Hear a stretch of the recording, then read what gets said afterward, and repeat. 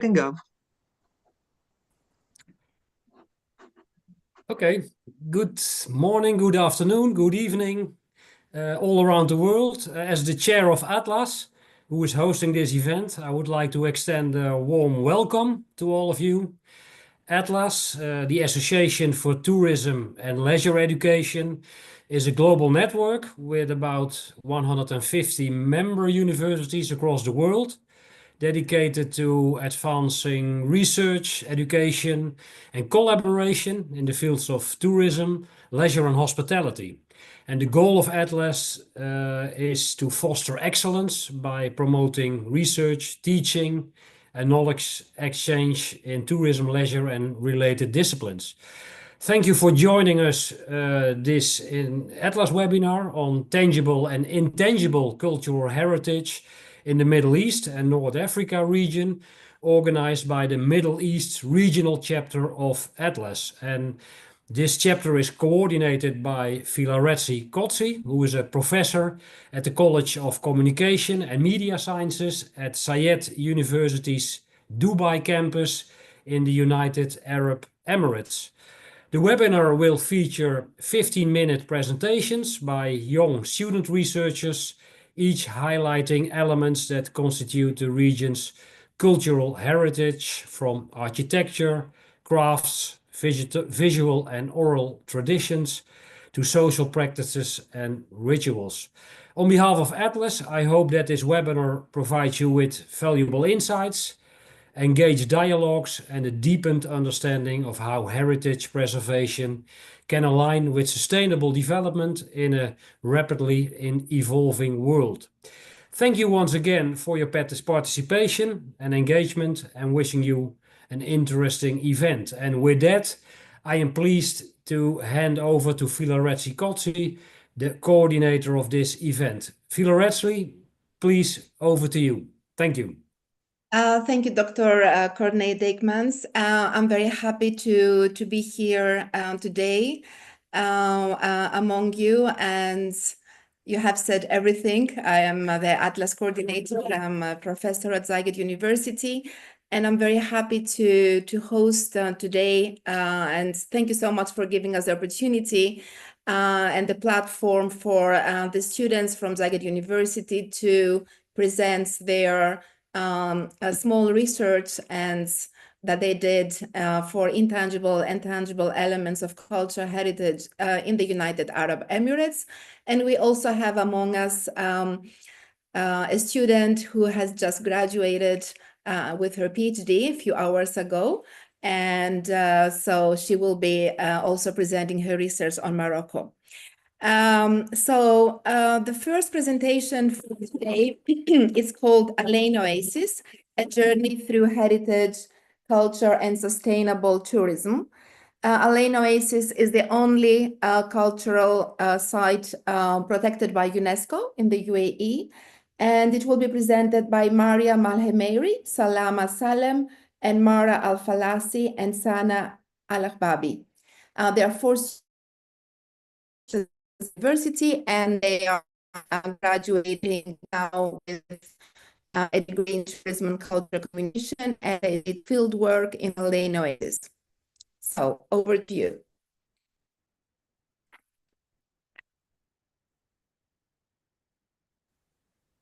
Ain Oasis. Hello everyone. Today we will be presenting our senior project on Ain Oasis, a UNESCO World Heritage Site in the UAE. Our focus is on how it connects heritage, culture, and sustainable tourism. To the table of content. Here is a quick overview of our presentation. We'll begin with a short introduction and our project's aim, followed by a look at the location, literature, and research question. Then we'll go through our methodology, key result, and survey findings. We'll end with a brief discussion about the survey and our reference list. We're a group of 4 tourism students from Zaid University. We've been working together since our second year, and we've always had a great dynamic. For this project, we naturally chose to work as a team again, combining our shared interest in heritage and tourism. For our senior project, we chose to focus on Ain Oasis, a UNESCO World Heritage Site in the UAE. This oasis has existed for over 4,000 years. and it's famous for its traditional village irrigation system, which has supported agriculture in the desert for centuries. What makes it even more interesting is how it combines history, culture, and environmental value. It's a living example of how people in the region have adapted to their environment in sustainable ways. In our project, we explore what makes Al Ain Oasis so important and why it deserves to be protected and appreciated. Aim of our project. The main goal of our project is to highlight the role of Al Ain Oasis plays in preserving the UAE's heritage. We explore how the site balances three important things: heritage conservation, sustainable development, and involving the local community. We also look at how tourism fits into this balance, how the oasis attracts visitors and contributes to the economy without losing its historical value. Through this research, we want to raise awareness about how modern development can work hand in hand with heritage protection and why Al Ain Oasis is a perfect example for that. Moving to the literature review, research shows that Al Ain Oasis is not just historically important, but it also faces challenges like urban development, climate change, and tourism pressure. Scholars emphasize the need to protect the Al Ain Oasis while allowing for sustainable visitors' access. Moreover, to the literature review, we have a map here on the left. You can see a view of Al Ain Oasis. This gives you a clear idea of its size and how it's integrated into the city. On the right, also, the map highlights key features inside the oasis itself, like walking path, farming areas, and heritage points. It shows how the oasis isn't just a natural space, but also an organized heritage. For our research question, we chose how does Al Ain Oasis attract tourism while balancing heritage conservations, sustainable development, and community involvement as a UNESCO World Heritage Site? Our target audience includes 4 key groups. First, the local community, who are deeply connected to the oasis and play a big role in preserving its traditions.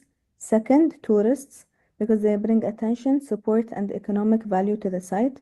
Third, heritage conservationists, including UNESCO and local cultural authorities, who helps protect the site and ensure that development doesn't harm its authenticity.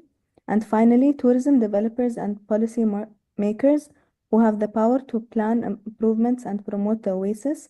These groups are essential in maintaining the balance between tourism development and preservation.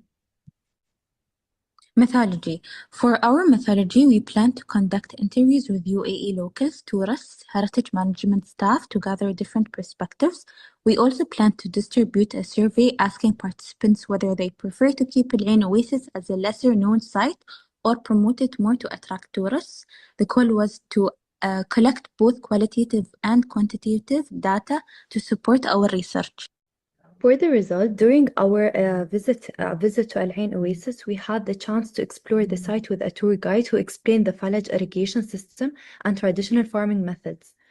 We were able to meet people from different backgrounds, which made the experience more meaningful. Although we couldn't film or record the management interview due to policy, we took written notes during our interview with one of the management members. In total, we interviewed 13 people, including staff, locals, and tourists. And these interviews gave us valuable insight into how visitors and the community view the Al Ain Oasis and its cultural importance. We shared our survey mainly through group chats with friends, family, and university networks. All our participants were women aged 18 to 28, which made it easier for us to reach them. The total number of responses was 31. Our survey began by asking if participants had ever visited Al Ain Oasis. Most had yes visited, while a few hadn't or were unsure. Then we asked how familiar they were with the UNESCO status.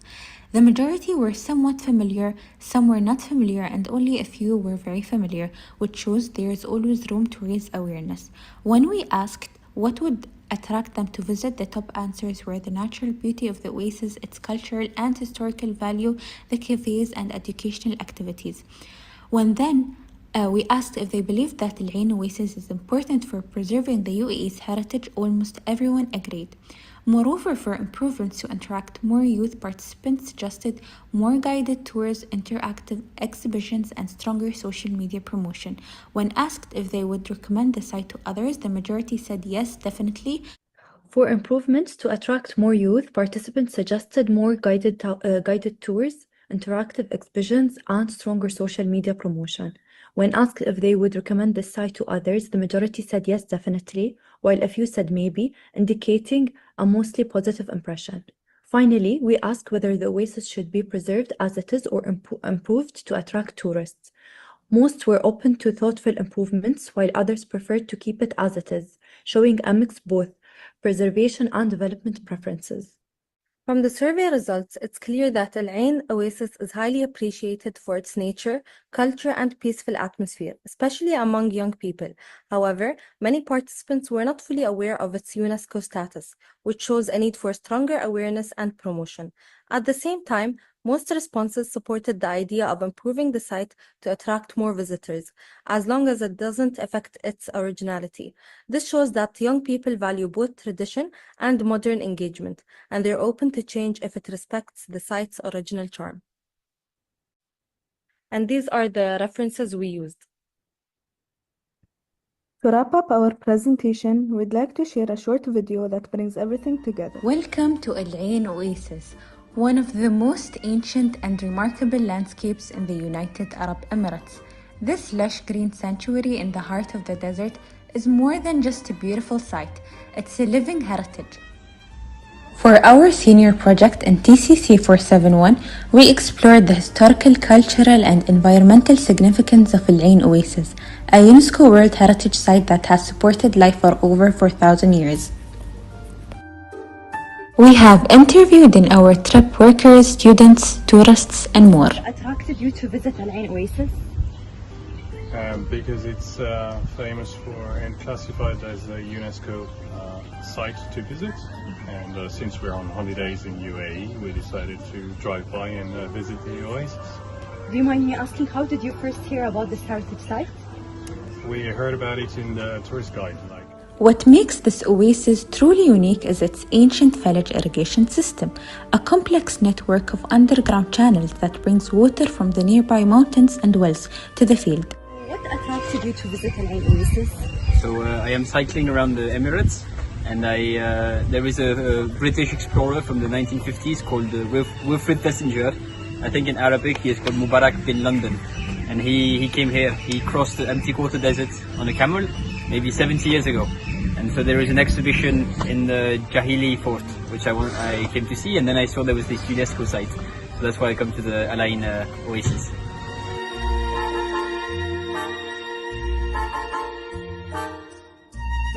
So what attracted you to visit Ain Oasis? Okay, well, we've been coming to Abu Dhabi for about 3-4 years now. Fourth year, because our daughter works in Abu Dhabi, so we've done lots and lots of different things. So we're always looking for something new to do, and this was something new that we thought we'd give it a go. And because it's a UNESCO site, we thought it'd be, it's an important one for us to see while she's still living and working here.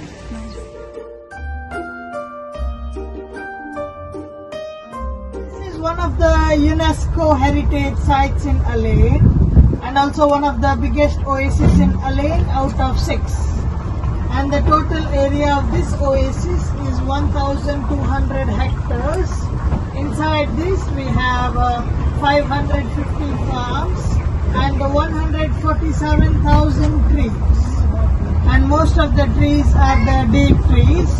Beside of dates we have some mango, lemon, banana, fig and guava trees. And the ownership of these farms are divided into 3 ownerships. Some farms are private farms, some are government, and some owned by the royal families. So what made you visit this Ain Oasis? My husband recommended it, that we should come to see it. It's one of the UNESCO heritage, I guess it is here, so we just came to see it. So what aspect of the oasis did you find the most interesting?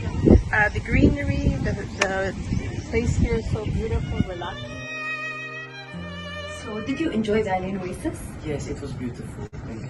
Would you recommend it for your friends back, home? I would. If you have the time, you should go here. It's definitely a magical experience. How did you hear about the site? We saw it online and on social media, people were coming here and telling how the palms were beautiful, how the workers were welcoming, and then we decided to go. We drove all the way from Abu Dhabi. As part of our research, we conducted interviews with tourists to know what they think of Al Ain Oasis and to gain a deeper understanding of their thoughts. Moreover, through this project, we didn't just learn about history, we learned how culture, environment, and innovation are all connected. Al Ain Oasis is a symbol of resilience, and it's something we are proud to share.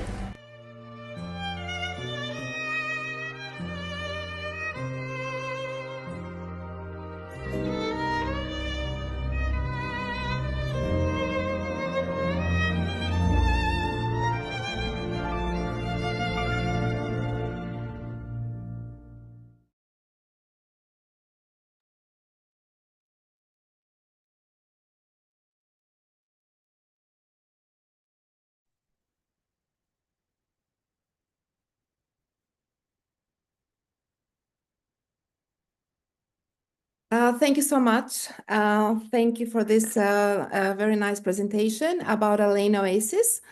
Now I would like to go on to the next presentation, which is called Threads of Identity, Reviving Talli Through Tourism and Culture.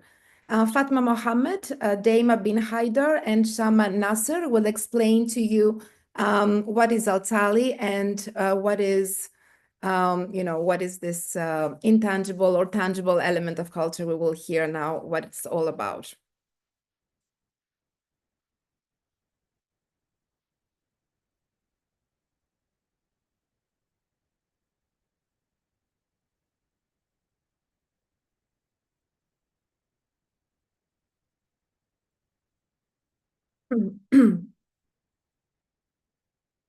I think you need to put the audio. Daima, we can't hear you.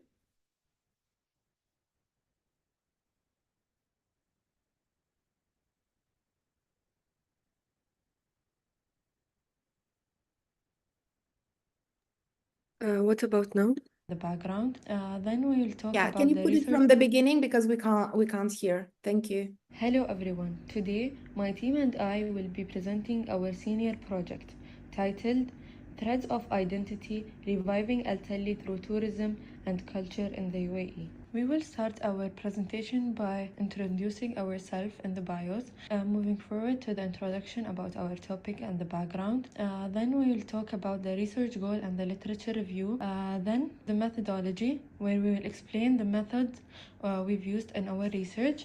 Then moving forward to the results and discussion. Then the outcome of the project, including also a look at the blog site we've created as a part of our awareness strategy.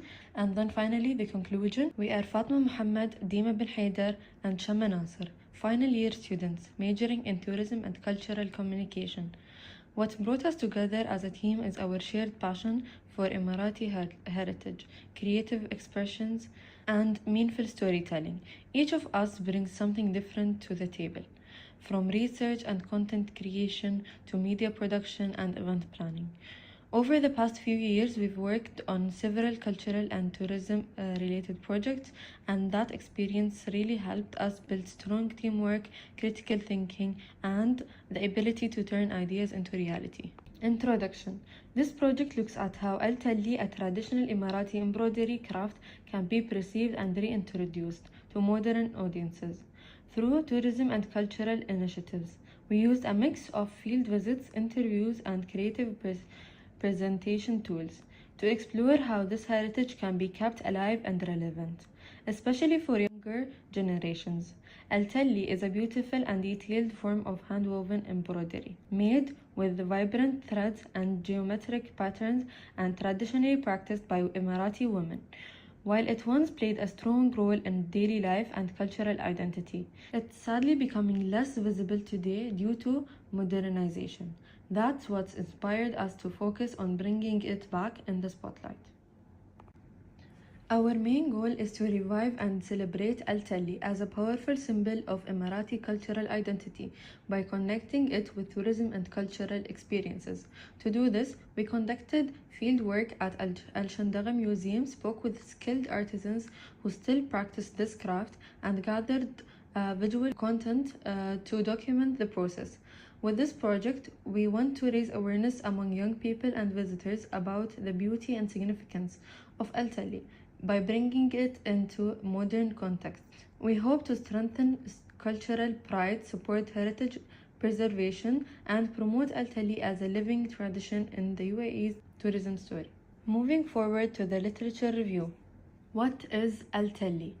Talli is a traditional Emirati embroidery made by braiding cotton threads with metallic threads like silver or gold.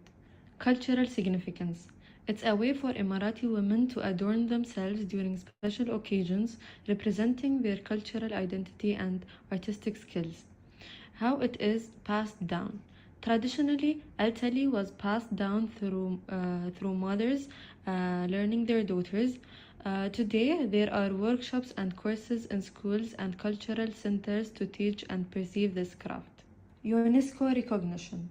In 2022, Talli was added to UNESCO's representative list of the Intangible Cultural Heritage of Humanity, recognizing its cultural importance and the need of preservation.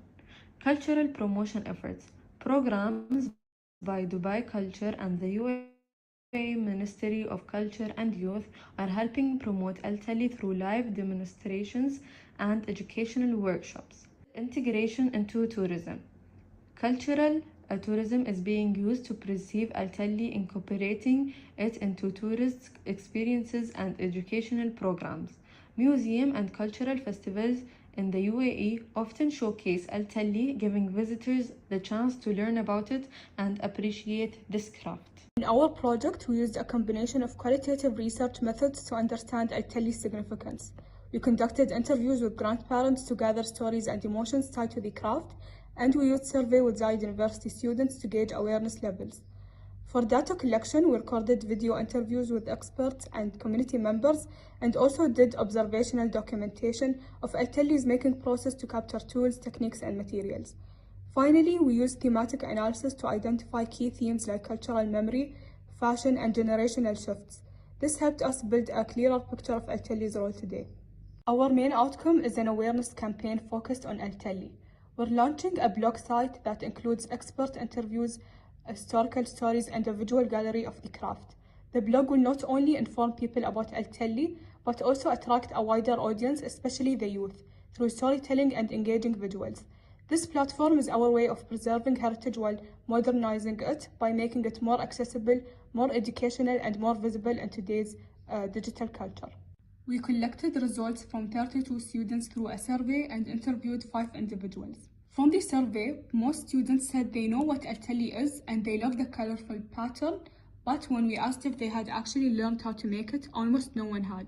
That tells us that there's interest but not enough opportunities. When we asked how they'd like to see Talli promoted, the answer was clear: through social media platforms like Instagram and TikTok, where young people want to see heritage come to life. As for the challenges, many felt that younger generations are simply not connected to traditional crafts, which is something we're trying to change.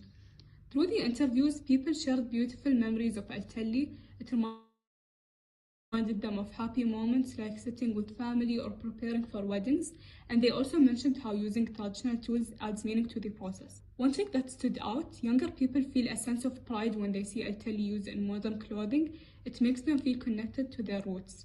So overall, both the survey and interviews showed us that Talli still matters.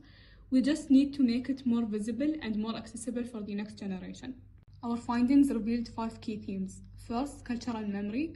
Talli is seen as more than decoration. It's a symbol of family, stories, and pride.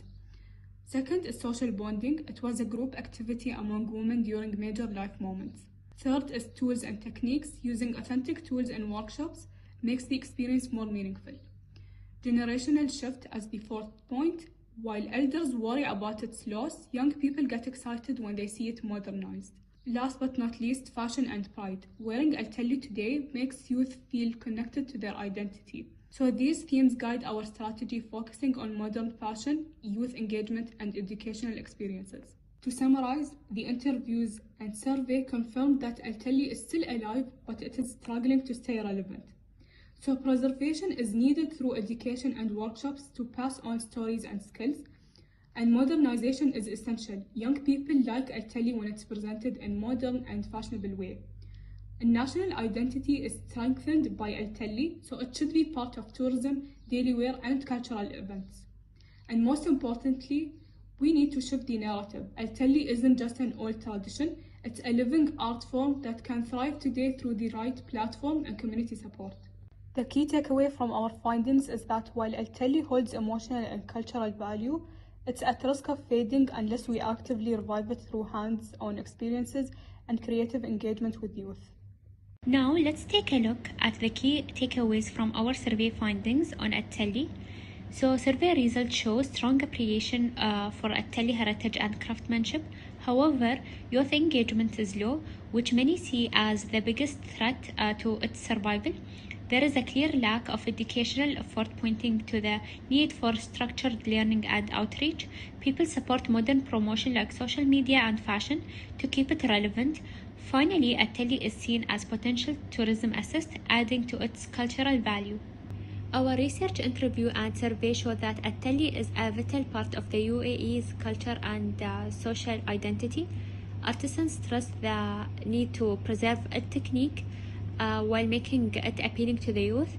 To support this, we created an interactive blog that shares Talli story through interviews, history, and a curated gallery. With videos and virtual tours, visitors can engage deeply with this heritage.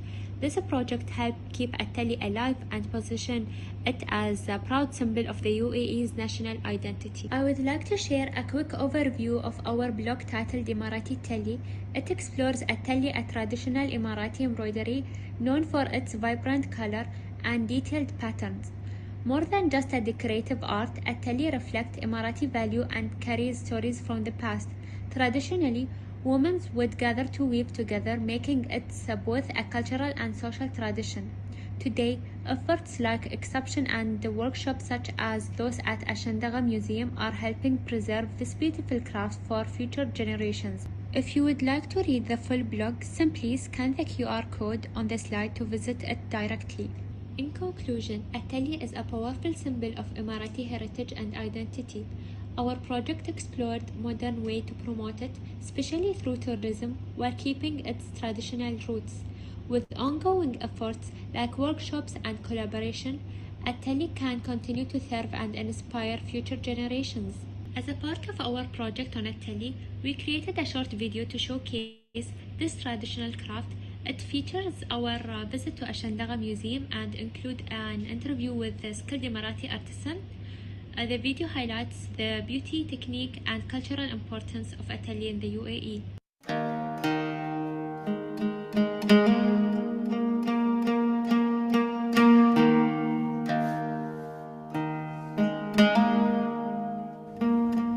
Talli, Threads of Identity, a traditional Emirati craft of hand-woven embroidery. Talli is made using colorful threads. Women would sit side by side, weaving beautiful patterns onto their clothes, especially around the sleeves and the neckline. It was part of their identity, their culture, and their everyday life. الله يرحمه أمي معلمتني. أمي يعني زمان أول كان يعني تلي يخدمون الأمهات يعلمون بناتهم يعلمون بنات إخواتهم كذي.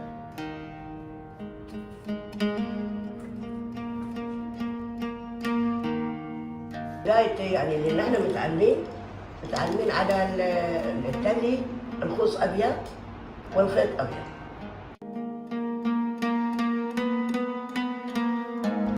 أول كانوا يخيطونه في البيت، ويا هذا ويا الإيد، حتى يعني أضعف الحين أول كانوا ما مستويين خياطة بالإيد.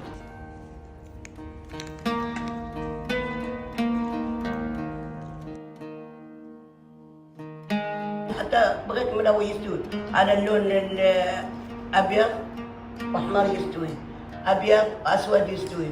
ليه يعني ليه انا بغيت احطه على الكندوره؟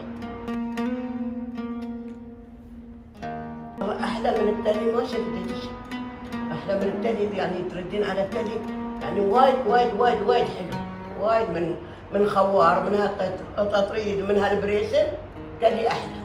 Wearing a Talli is like embracing my heritage while expressing my unique style. It beautifully blends tradition with modern elegance. حتى الكناديرية هذه يسوونها. كناديرية ليه اليوم حديبة يسوون ليه اليوم.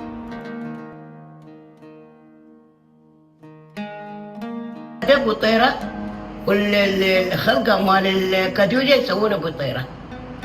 حد يسوي بوتيلة، حد يسوي بقليب، على حسب اللي انت تبينه يسوونه بتيس. ولا صحتي باكر السادة، شوفين قاعد سادة، الحين هذا مال بوتيلة. Today, Talli has found its way into many things beyond traditional clothing, becoming a part of our daily lives in new and creative ways. Al-Shandaga Museum has shown us some of these, like using Talli in accessories, home decoration, and even modern fashion pieces.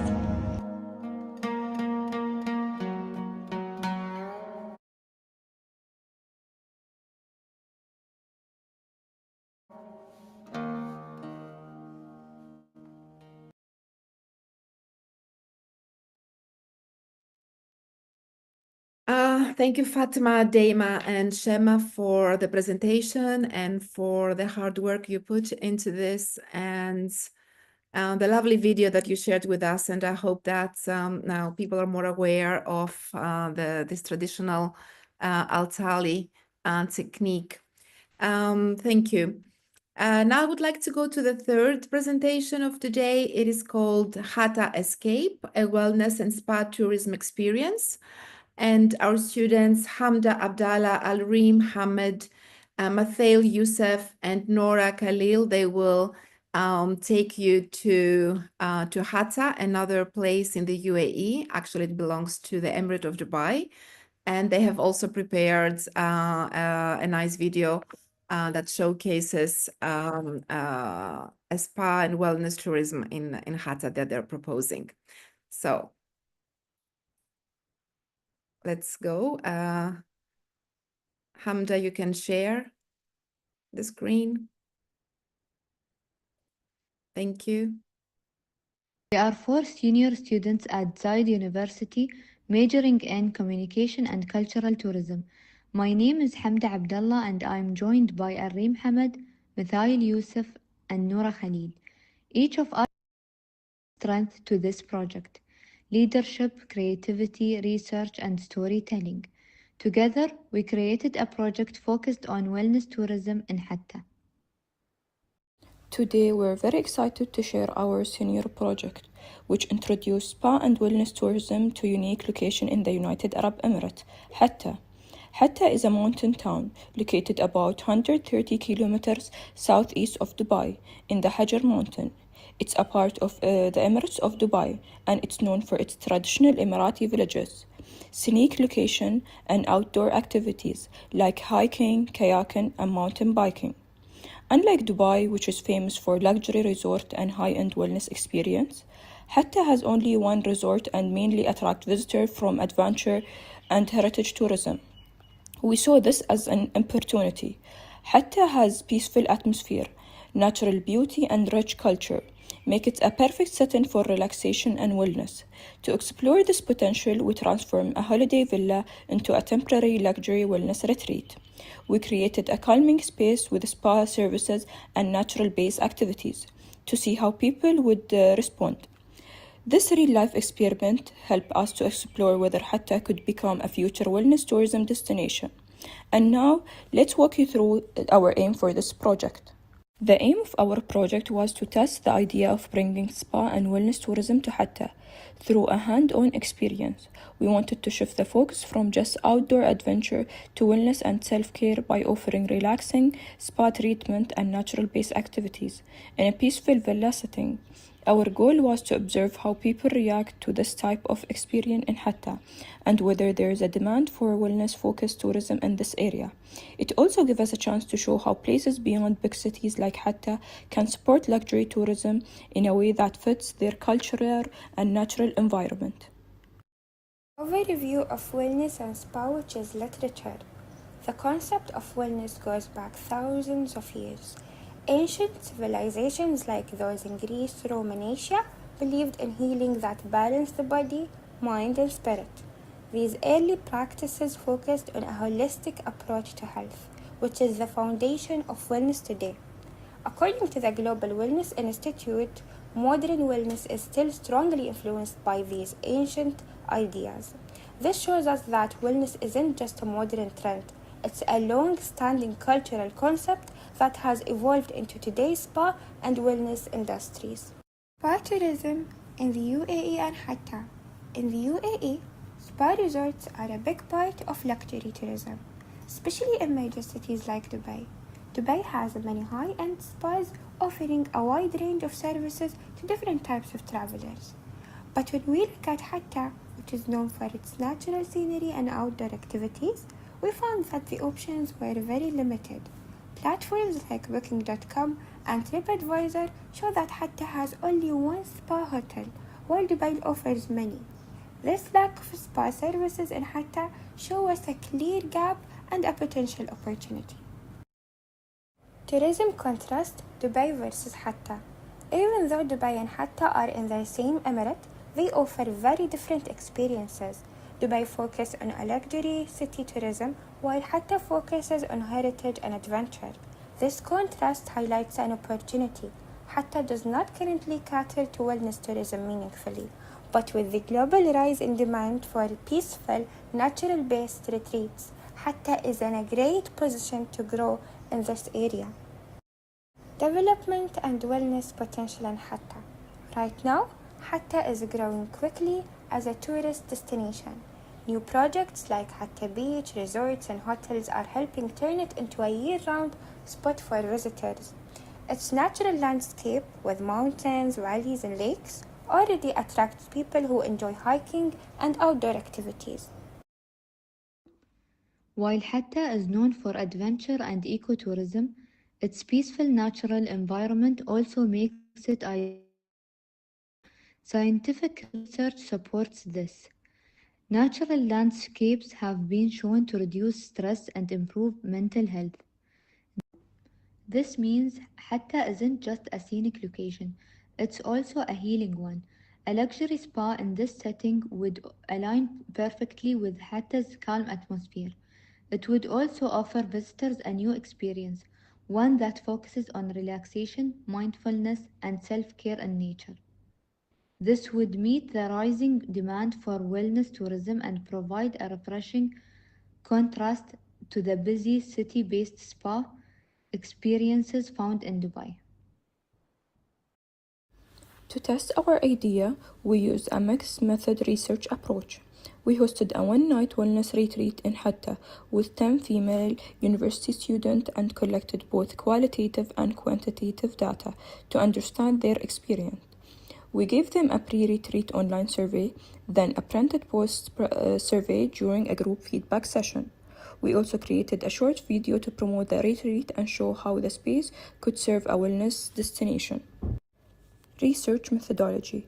To enhance the environment, we designed a custom logo for the retreat and printed it on the towels and robes we used during the experience.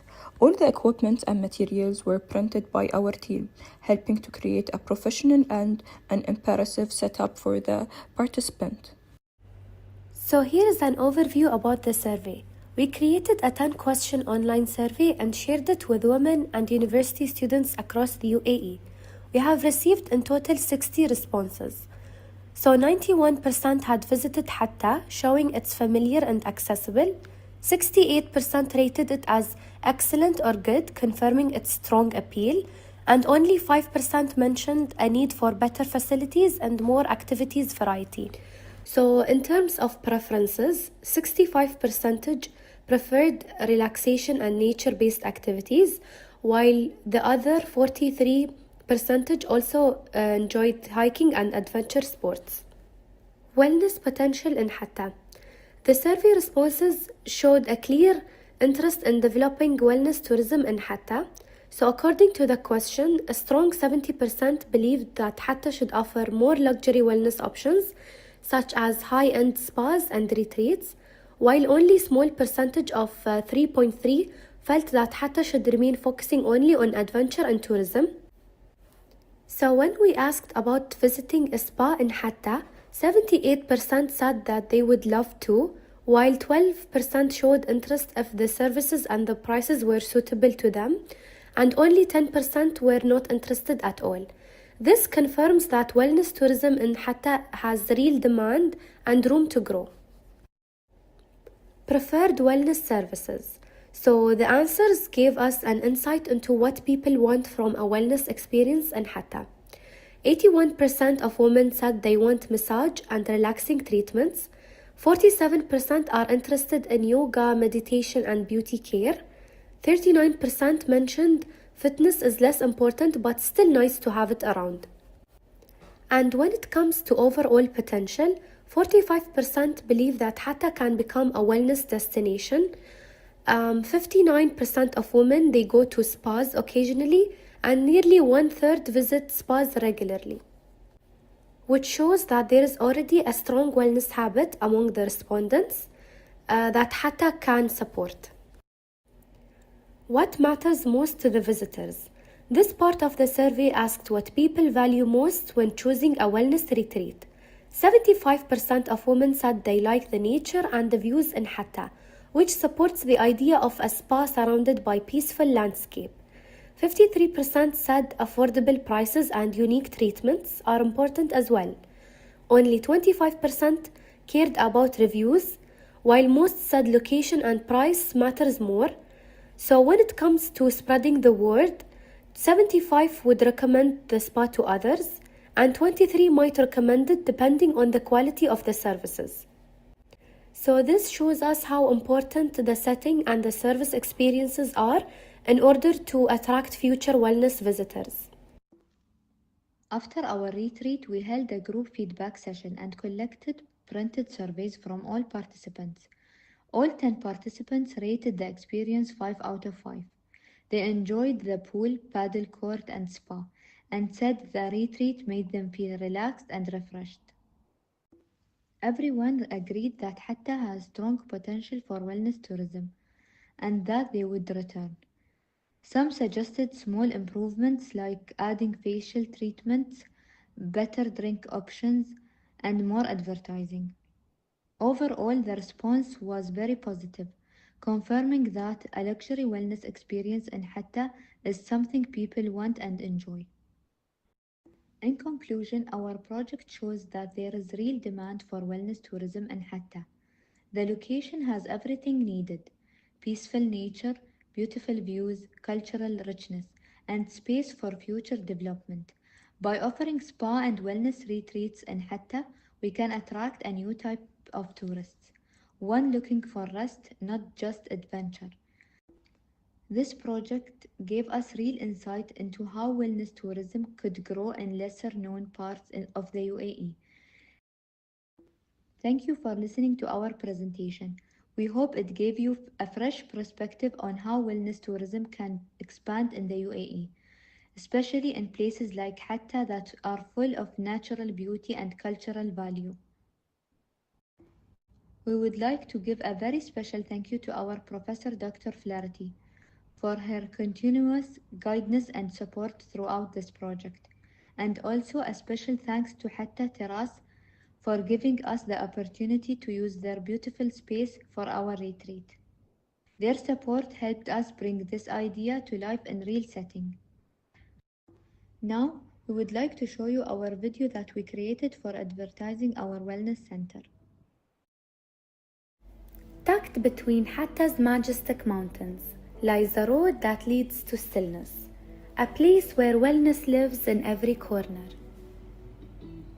This is more than a destination, it's a retreat, a luxury wellness center created for those who seek peace, beauty, and balance. As you arrive, you're welcomed by nature, elegance, and a sense of calm that settles instantly. Our lounge space is where the journey begins, designed with soft textures, neutral tones, and natural elements. It's a space to unwind, reflect, and breathe.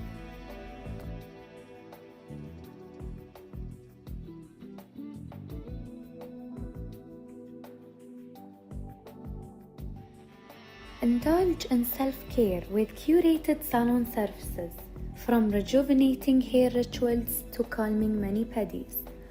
Every detail is delivered with care and presence.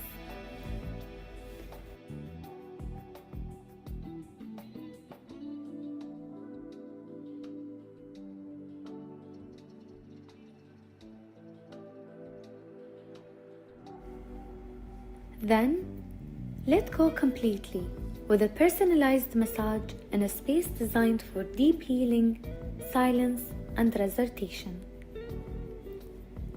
This is Hatta, reimagined as a sanctuary for the soul, where luxury meets nature and wellness becomes a lifestyle.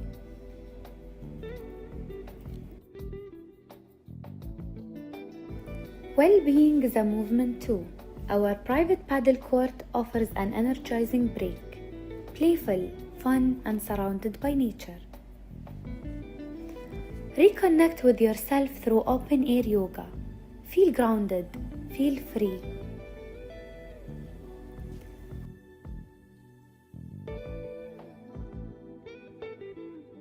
We grow through experiences. Every guest's voice helps us shape a space that truly serves body, mind, and spirit. Discover the art of slowing down. Welcome to your wellness escape in Hatta.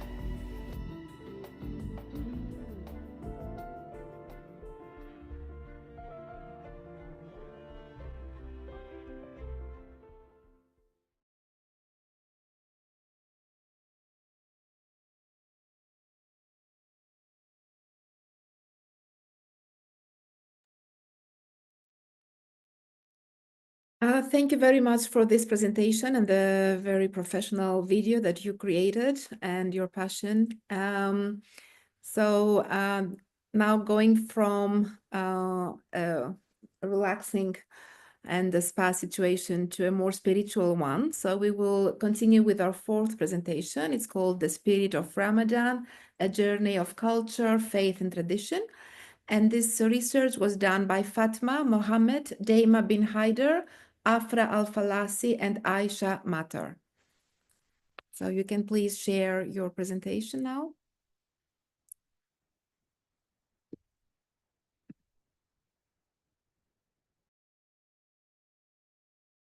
Hello everyone, our project is called The Spirit of Ramadan, a journey of culture, faith and tradition. We're students from Zayed University and we explored how Ramadan is more than just fasting, it's a deep cultural and spiritual tradition, especially here in the UAE. This is a quick overview of what we'll cover, our bio, an introduction to the topic, our aim, the methods we used and the key outcomes of the project. We are Fatma, Dima, Aisha and Afra, cultural communication and tourism students.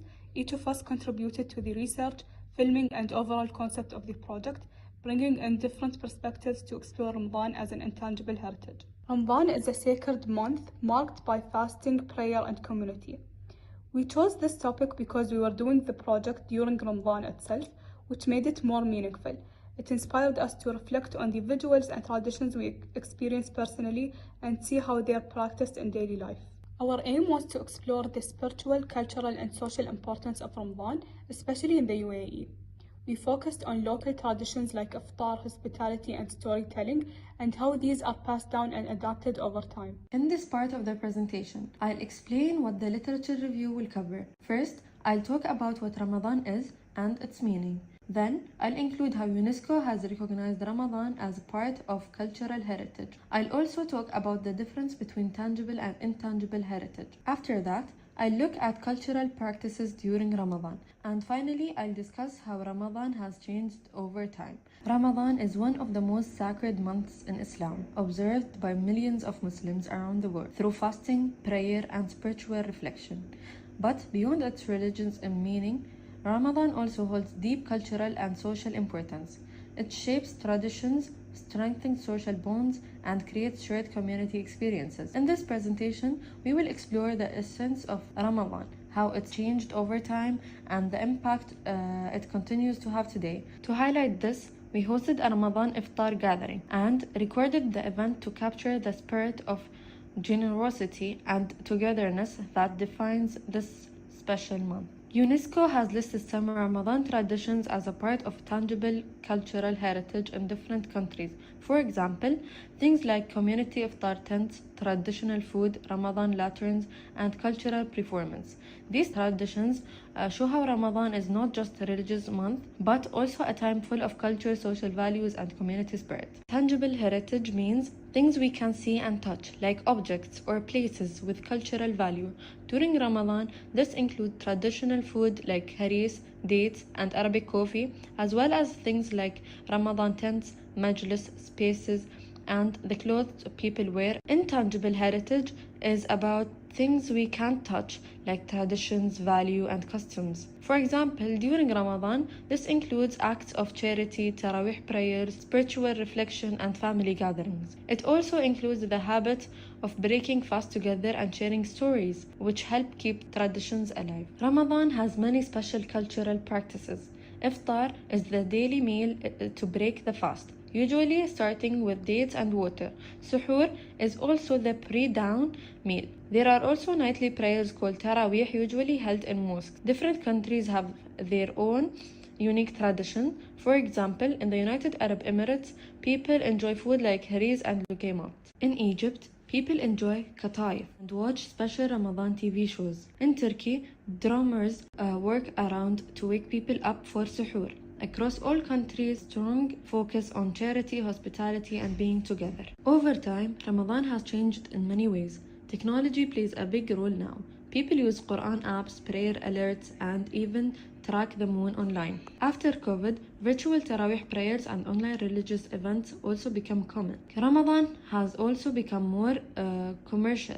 Many businesses offer special discounts, themes ads, TV dramas, and cooking shows are very popular during the evenings in many Arab countries. Because of globalization, even non-Muslim countries now make space for Ramadan in schools and workplaces. Cultural exchange has helped spread and enrich Ramadan tradition around the world. For this project, we employed a mixed methods approach combining participant observation, interviews, and surveys to gather a comprehensive view of Ramadan in Emirati society. This combined approach allowed us to gather information from different viewpoints, ensuring an understanding of the subject. In the following slides, we'll dive into each of our methods in more detail. In this part of our study, one of our classmates organized an iftar gathering at their home, taking place in a traditional majlis. This setting provided us with an authentic cultural experience, as the majlis is an essential space in Emirati homes, reflecting the values of hospitality and community. Through this observation, we were able to celebrate not just Ramadan, but also the deep cultural significance of the majlis, which serves as a symbol of unity and tradition. In this part of our study, we looked at a big iftar event hosted by our university on the 20th of March. This event helped us see how universities celebrate Ramadan and how the culture is shown in large events like this. We got to see the atmosphere of a big gathering, the food, and how everything was organized. It was a great way to understand how the spirit of Ramadan is shared even in larger settings like schools or universities. In this part of the presentation, we focus on the importance of family gatherings during Ramadan. Our participant observation method involved attending and photographing our own family gatherings during this holy month. These moments provided us the glimpse into the intimate and authentic interactions that take place within Emirati homes. By capturing these interactions, we were able to reflect on the values of togetherness, hospitality, and the tradition that are deeply rooted in our culture, especially during Ramadan. In this section, we highlight the experience one of our classmates who traveled to Mecca to perform Umrah during Ramadan. This trip provided a unique perspective on the religious and spiritual aspects of this month.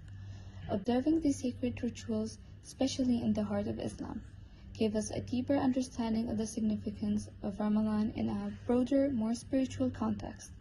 This part of our study reflects how Ramadan is not only a cultural celebration, but also a deeply spiritual journey of many. Interviews with family members. We conducted 4 interviews with family members. This conversation helped us understand personal experience, family traditions, and individual reflection on the importance of Ramadan in their lives. Survey among university students. We also created and shared a survey within 24 university students to know what Ramadan means to them personally. This method allowed us to gather a range of perspective and better understand how the holy month is viewed and experienced by the younger generation. Here is the interview results. A full transcript from the interviews was analyzed for recurring themes in Emirati Ramadan traditions. Key findings include: past Ramadan was marked by simplicity, collective food preparation, close-knit community ties, and practice like majlis gatherings. Afra's father from the interview, he mentioned, Ramadan back then was special, simple, and filled with connection. It felt like a slower, more meaningful time. Modern Ramadan has shifted toward convenience, store-bought meals, online charity, and reduced face-to-face interactions. Dima's brother from the interview, he said, Ramadan today is filled with technology and convenience, but I still make sure we come together as a family. While mosques remain central, majlis gatherings have decreased and family visits are often replaced by interacting with social media. And my older sister from the interview, she said, intangible heritage is what connects us to our ancestors and keep our traditions alive.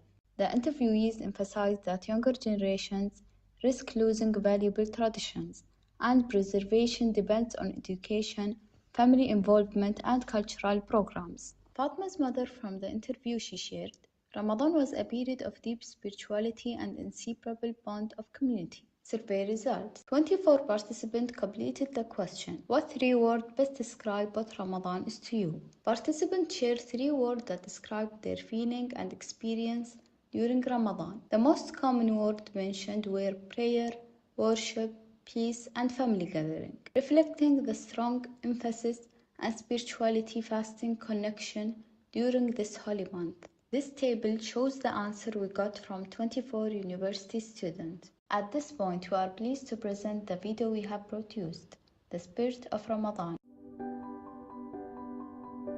For every person, Ramadan holds a different meaning, and here are some.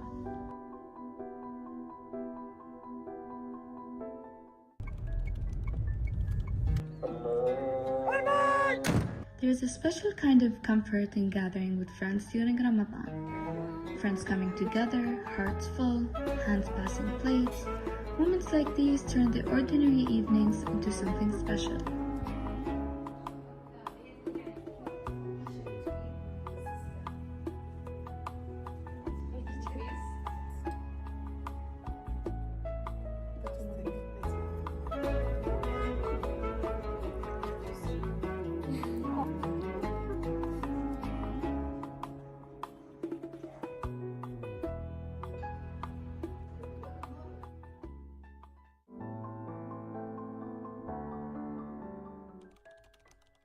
With family, Ramadan feels like home. The familiar faces, the shared prayers, the laughter over old stories. It's where traditions are passed down and love is served with every dish.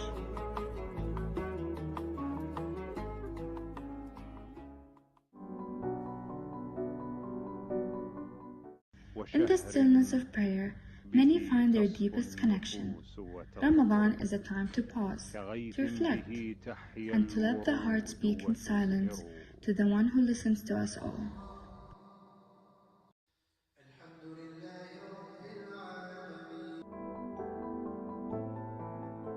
Umrah during Ramadan, a sacred journey and a sacred time.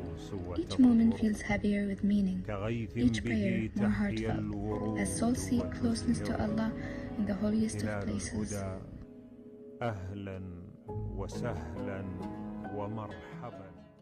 Ramadan is one sacred month, yet each person experiences it in their own way, reflecting personal faith, family traditions, and unique cultural expressions.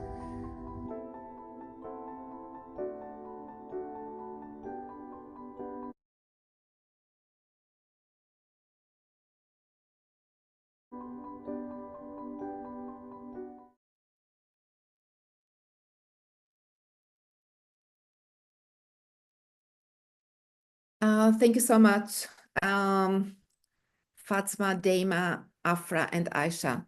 I really enjoyed your presentation and your video and the gathering that I was honored to be part of it at Afra's house. Thank you so much for all of this. And now we will go to a different setting. We will go to Morocco, and we will have the presentation entitled Frame of Tradition, Moroccan Photography at the Crossroads of Heritage and Modernity. And here with us is Dr. Tanya Iretskaya. In her bio, when we published this, she was a PhD candidate in Sustainable Tourism and Protected Areas Management at Michigan State University. But I think only a few hours ago, she just became a doctor. So congratulations again for your accomplishments. And we are happy to have you in our webinar and hear your research about Morocco. Thank you very much, Dr. Filarity Kotsi. Let's do the first things first. Share the screen. So I don't have a pre-made video. We will be going through good old PowerPoint for this. And as another guise of introduction, I'll take you to Morocco, so a different setting from the UAE. I'm not Moroccan. It was just, so I need to specify that I'm talking from a foreigner perspective.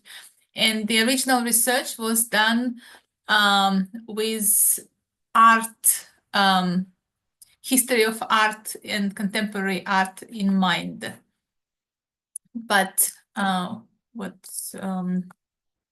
but I hope in the next, and it's a shorter presentation, probably 10 minutes, in the next 10 minutes showcase how Morocco is really also a tapestry of culture and heritage. It's been on the crossroads of civilization for millennia. It is both, as most of our world, it's both preserving its heritage, but is dynamic and evolving. And we'll be looking on that through the lenses of two Moroccan-born photographers, Ms. Laila Essaidi and Mr. Hassan Hajjaj. On the collage you see on the right, these are some of the photographs I took. I've been to Morocco twice so far, and you see already it's very diverse. I'd like to point to the sign on top right. It's the sign for freedom of one of the culture groups that live there, Amazighs, and some people may know them as Berbers. So these are the two types of, these are the two signature, let's say, photographs by the two photographers, and you see they're pretty different already. In one, nobody is looking at the camera. The other one is much more colorful, and they're making a big statement. But both do represent, do incorporate elements of Moroccan heritage in them, and they do represent today's Morocco. So we'll start with Laila Essaidi. She was born in Marrakesh, so Morocco used to be very much, had a high influence from France, by French. So a lot of Moroccans do speak French, Arabic, and also many of them do speak the Amazigh, the Berber. After she went to school in Paris, she was married to a young age to a Saudi Arabian, had a family there, which led to divorce. And later in her life, she decided to focus on her creative side and completed a bachelor's and master's of fine arts first in Paris and then at the US. She's very famous. She's one of the most famous Moroccan photographers, Moroccan diaspora photographers. And I feel it's important to share her major lines of work. The most famous series are like the Women of Morocco, the Harem, the Harem Revisited, and Converging Territories. She has an Instagram. If you find her work interesting, you can visit it. So for those who are not very familiar with Morocco, it's it's North Africa, on the African continent. So very close, northwestern tip of Africa. Mediterranean, both Mediterranean and then Atlantic Ocean. shares borders with Algeria and Mauritania. And I think you are familiar with it. This again, this is the context. In her diaries, Lala Essaidi remembers when growing up in Morocco, as a girl, as a woman, of course, she had to follow a lot of what in a foreigner's view can be seen as restrictions. She had to, of course, be very respectful to her family members, elderly family members, and and that impacted her. She does remember being sent away to a family home that was, how I imagine, that's something like the collage on the left, but it was, she saw it as a punishment because she was not allowed to interact with anybody. It was like the moments of isolation for her, where the only way to express herself was through her diary. Again, this is when she was growing up, teenage years. And this found reflection in her further works. She remembered how in that space and time, the women were not really present in public spaces. So if you walk on the streets, this would be men, and women would always be inside.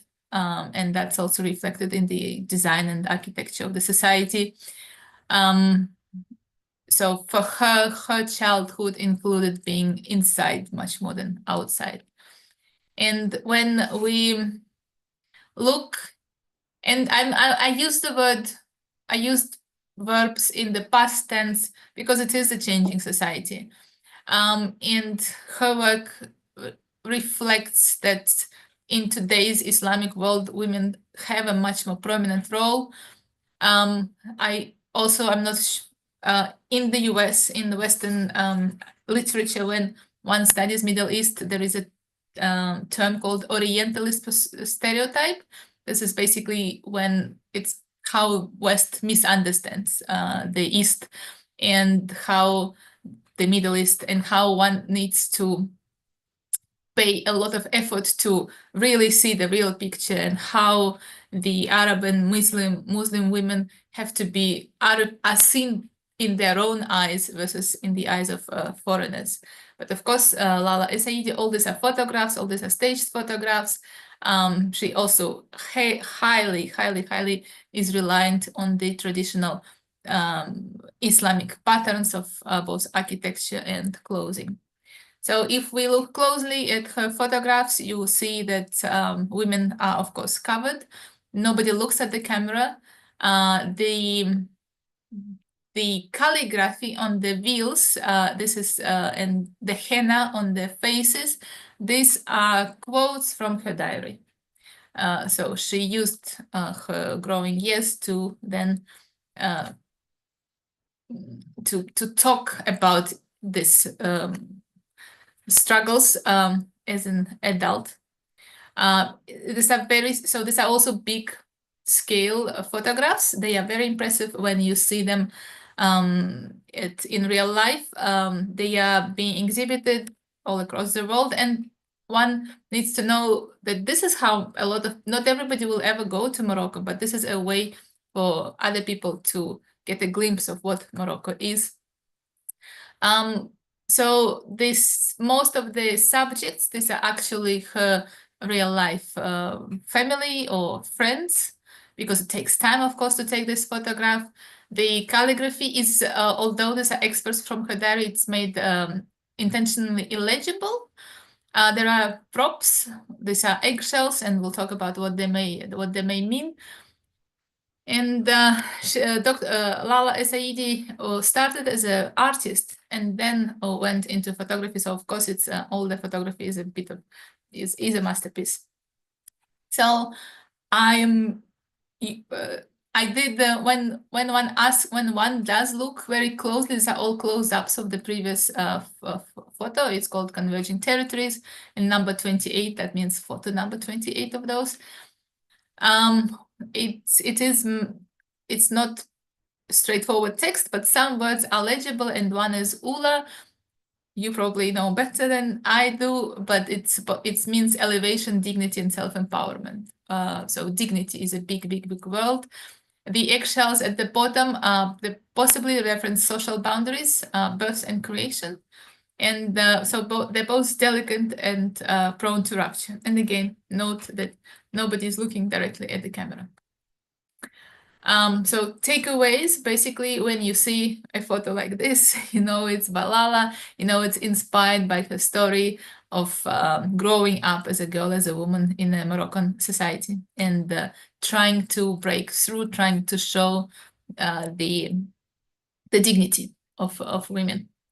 Moving, completely different color scheme. This is Hassan Hajjaj, born the same generation. He is 5 years younger, born in a coastal town in Morocco. Then, as a teenager, they moved to the UK. Self-taught, so didn't study art officially, and grew up in an immigrant neighborhood of London, where he says, I felt on one part of me, I was a Londoner, and on the other part, going home, I was more Moroccan than Morocco itself, because in their home, they kept the traditions that perhaps in the country has already evolved. He returned to Morocco in 20 years after 20 years absence, reconnected with the birthplace and wanted to show it properly, again, to his circles back in London.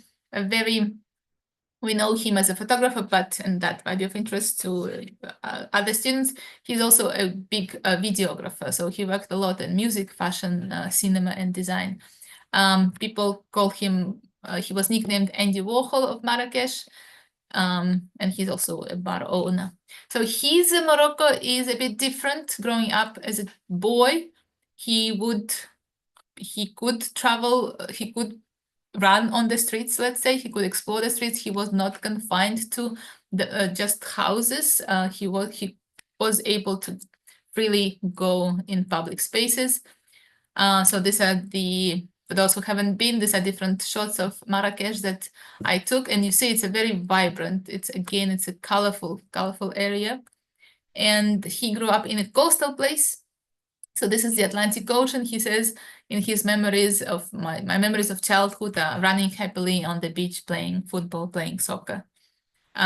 So it's a juxtaposition between the two, growing up in somewhere isolated versus growing up with the whole world, the ocean, the streets being open to you.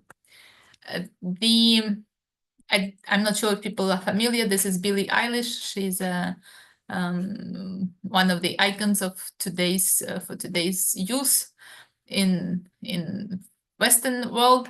This is the Vogue cover, a big magazine, and this is the photograph made by Hassan Hajjaj of her, using elements of his Moroccan upbringing, and combining them with the different Western pop objects to show that it's a blend, that one doesn't stop, nothing is fixed in time. You need to keep developing.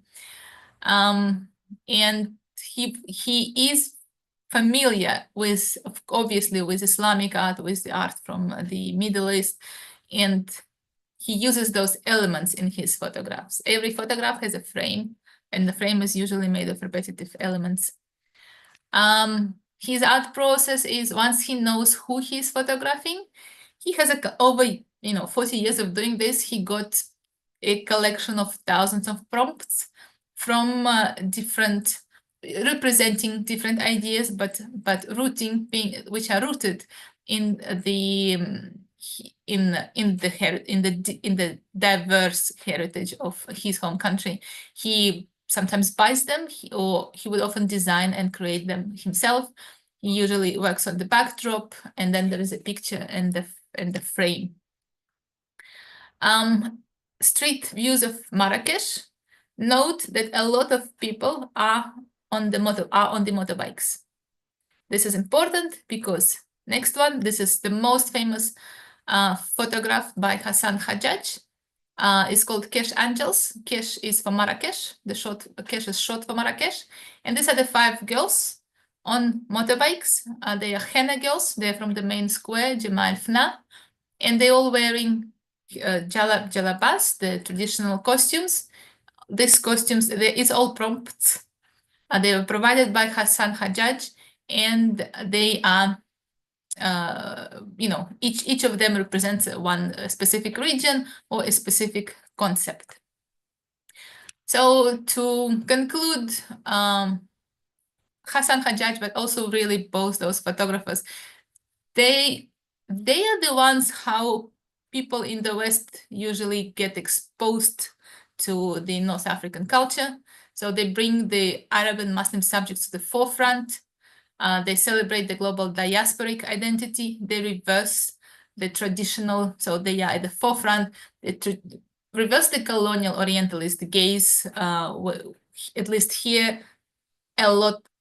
Often you have people looking directly at the camera, directly at the viewer, and they keep moving. It's not just photography, it's moving into other media. Again, also Hassan Hajjaj has Instagram, engaging often and frequently with different medias of communication.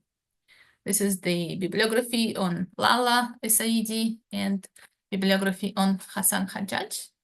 And I will conclude my presentation here. Thank you, Tanya, for your presentation and your insights about Morocco. And I wish you all the best with your scholarship when you go to Morocco in the summer and you can do more research about the place. And now we will go to our last presentation. It's called Masana, Preserving the Art of the Emirati Etiquette. And we have two students in this project, Sheikha Almanai and Kaula Al-Jassim. And we will wrap up this webinar with the last presentation. And then there are a few questions on the chat, and we will take the questions for the students to answer. Welcome and thank you for joining us. This presentation is part of our senior project at Zayed University, titled من سنعنا Preserving the Art of Emirati Etiquette. About us. My name is Sheikha Al-Manai and my partner is Kaula Al-Jassim. We're senior students at Zayed University in the College of Communication and Media Sciences, majoring in tourism and cultural communication. I led the research for this project while Kaula managed the filming and the editing. Together we wanted to create something meaningful that reflects our culture and identity. Introducing the main topic. Our project's main focus is on a traditional Emirati concept called As-Sana. It stands for good manners, respect and proper social conduct. It's rooted in our heritage and passed down through generations. We named our project Min Sanana, which means from our etiquette. This topic connects to tourism because it helps visitors understand our customs and shows that the UAE is a welcoming yet culturally authentic destination. Project goal and objectives. We had two goals. First, to remind the Emirati youth to hold on to our traditional values. And second, to educate foreigners and tourists about the importance and meaning of our etiquette practices so that they learn and engage with our culture respectfully. So now we'll be discussing the literature review, Sana, the art of Emirati etiquette in dealing with others. Introduction. Sana refers to ethical behavior, good manners, and positive social values. It reflects the deeper customs of the UAE, especially modesty and generosity. Our study looks at its history and core principles. Historical and cultural background. Historically, Sana comes from Bedouin traditions and Islamic teachings. These shaped how people interact socially. From Bedouins, we get hospitality and honor. From Islam, we get patience, kindness, and humility. For example, offering dates and coffee to guests shows generosity. Greeting others with Assalamu alaikum, which means peace be upon you, reflects our values of peace and respect. Core principles of Sana. Sana is based on 4 key principles: respect and hospitality, body language and communication, modesty and humility, and social harmony and generosity. These values shape how we speak, act, dress, and interact with each other. Compared to global etiquette, Sana is more like Asian cultures, focused on harmony and respect, and less like the Western norms that prioritize individualism. Methodology. We used a qualitative approach. We interviewed Abdullah bin Dalmouch, a cultural expert, and 3 Zayed University students and graduates to see if Sana is still practiced today. This helped us get both expert insight and real-life perspectives from the younger generation. Interview questions. These are the questions we asked Abdullah bin Dalmouch. We focused on understanding the meaning, the origin, challenges, and future of Sana, especially how it fits in modern life and how it can be preserved through youth, education, and even social media. Discussion. From our interviews with the 3 Zayed University students and graduates, we found out that Sana is actively practiced. They spoke about applying it in their daily lives and how they communicate, how they treat elders, and how they welcome guests. Similarly, Abdullah bin Dalmouch emphasized that Sana is not just a set of social rules, but a complete way of life rooted in humility, generosity, and respect.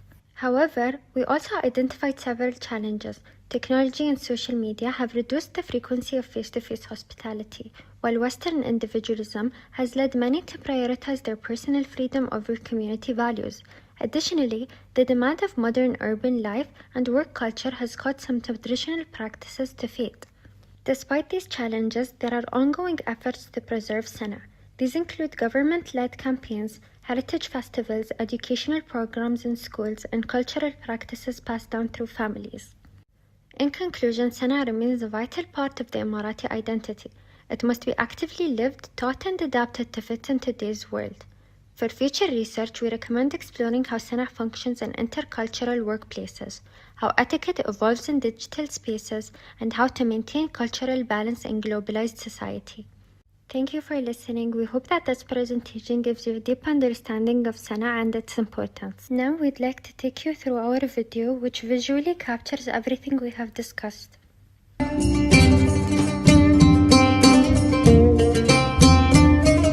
فنحن نقول السنع هي إجراءات يقوم بها شخص معين تدل على أي الجماعات هو ينتمي. In the United Arab Emirates, etiquette is not just a behavior. It's a reflection of our values, our respect, and our identity. This tradition is known as Sana, a concept rooted in the Bedouin life and Islamic teaching, passed down through generations.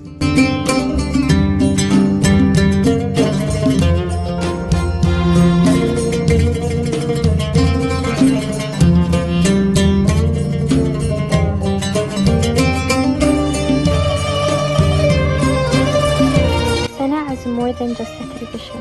It's the foundation of who we are.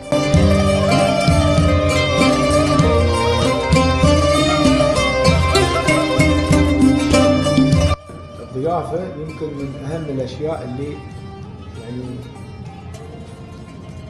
على طول تظهر فيها أنت صنعك، لأنها شو تسوي؟ لأن فيها عدة أشياء، فيها مجابلة آدمي، فيها ضيافة، فيها احترام وتقدير. Sana continues to be practiced daily, in gatherings, in greetings, and in ways we serve others with respect and humility.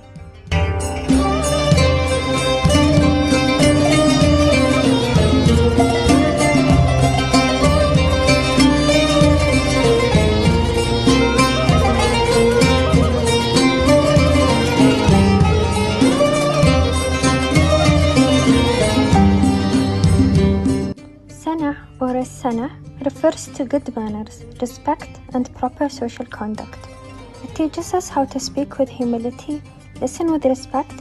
مستحيل تلقين ميلس حد يرمس واثنين يرمسون روحهم، مستحيل، لازم يسمعون كلهم. هذا الآداب اللي عندنا السنع مالنا في المجالس والمقامات. Modern lifestyles and technology challenge the preservation of Sana. The rush of daily life, social media, and individualism has begun to shift the attention away from the traditional etiquette. وايد لها آداب. أولها إنك أنت ما تتكلم بدون إذن، أو ما تعاشي وايد، ما تقاطع العرب وايد، ما ترفع صوتك في الحوار. إذا دخلت مكان ناس أكبر عنك تسمعهم هم، ما ترمس في المجتمع. مو بشرط ترمس، حتى لو عندك معلومة ما ترمس مع الناس ترمس.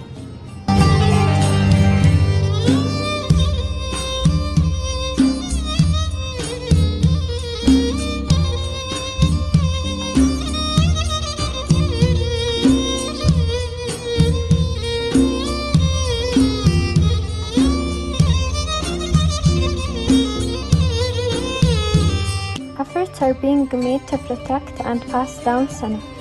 From schools to families to national initiatives, Sana is celebrated and taught to new generations. حياة زايد الله يرحمه وراشد والشيوخ الأولين اشتغلوا وايد يا الناس يتعبون العرب صاروا لهم يبون عطوهم دخلوا ناس سامحوهم فسووا علاقات طيبة ويا الناس يو عيالهم مشوا على نفس المستوى بعد يساعدون الناس ويسوون أصبحنا من أفضل الناس.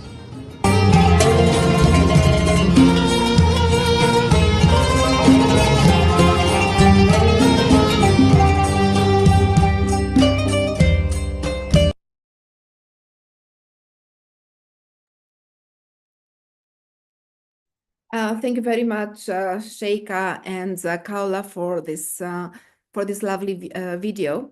And I would also like to thank His Excellency Abdallah bin Dalmouk for giving the opportunity to my students to create this awareness about Al Sana and the Emirati etiquette. I hope you have all enjoyed our presentations today. And we just came to the end of the presentations, but we have 2 minutes left. And I'm looking here on the chat. So we have some questions. So I would like to ask the students to address. The first question is coming from Dr. William McCarthy, and he's asking, for Ain Oasis, what is the breakdown between domestic and international tourists?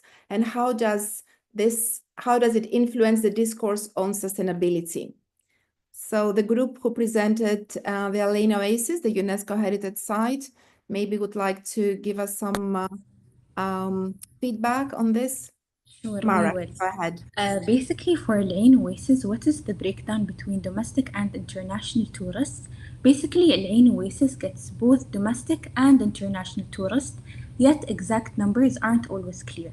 Basically, locals visit to enjoy the cafes, the nature. Moreover, many of them, specifically Al Ain people, have many memories in Al Ain Oasis, whereas the international visitors come for its history, heritage, and as it's a tourism site.